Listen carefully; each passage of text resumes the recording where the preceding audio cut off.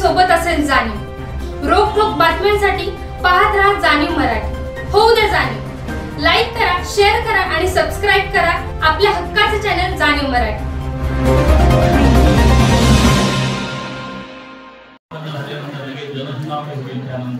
आपण या ठिकाणी आम्ही दिलगिरी व्यक्त करतो, पण सर्वप्रथम स्वागत माननीय दिवसाचे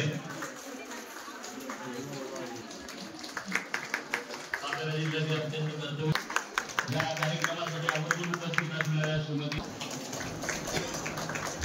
महिला मॅडम, या जिल्ह्याचे जिल्हाधिकारी माननीय श्री जितेंद्र गुडी सर, समीर शेख सर, आपल्या जिल्ह्याचे मुख्य कार्यकारी माननीय नागराजन मॅडम, माननीय बेदर, सर्व सन्माननीय अधिकारी, कर्मचारी, ज्यांच्यासाठी जनसुनावणी आपण आज आयोजित केलेली आहे, असे उपस्थित असलेल्या सर्व स्वागत करतो।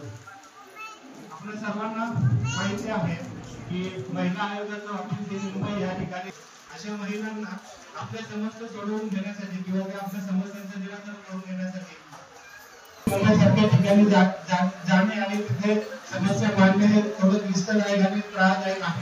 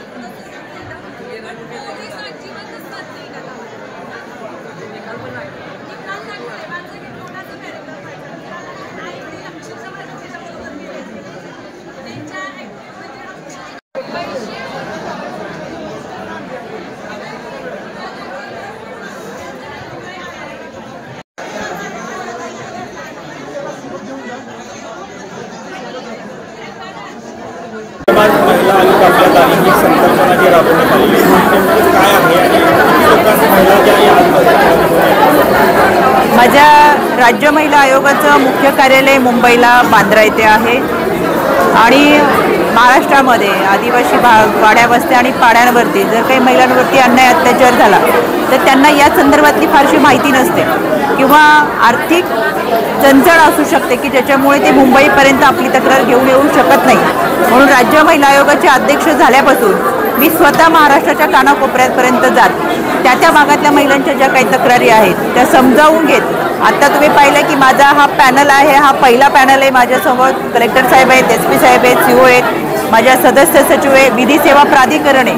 म्हणजे महाराष्ट्रामध्ये आयोगाच्या माध्यमातून पहिल्यांदाच असं होतं आहे की एका टेबलवरती, एका पॅनलवरती सर्व सदस्य आहेत या महिलांना न्याय देण्याची भूमिका घेतली जाते।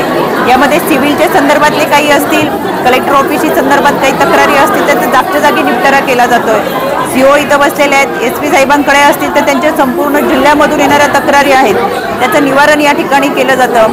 त्याच्याबाबतच्या काही सूचना संबंधित खाली पोलीस स्टेशनला दिल्या जातात। माझे सदस्य सचिव आणि विधी सेवा प्राधिकरणे न्यायालयाच्या संदर्भातल्या प्रलंबित काही घटना असतील तर त्या तातडीने निकालात काढण्यासाठी त्या सूचना दिल्या जातात आणि अशा पद्धतीने 5 पॅनल आम्ही केलेले आहेत जेणेकरून संपूर्ण सातारा जिल्ह्यामधील लोक आपण सकाळपासून पाहत आहे। हा हॉल सुद्धा कमी पडला, इतक्या मोठ्या प्रमाणातली गर्दी या ठिकाणी होती। या महिलांना न्याय मिळावा ही या पाठीमागची भूमिका आहे आणि जवळजवळ महाराष्ट्रातल्या सगळ्या जिल्ह्यांमध्ये जाऊन आलो।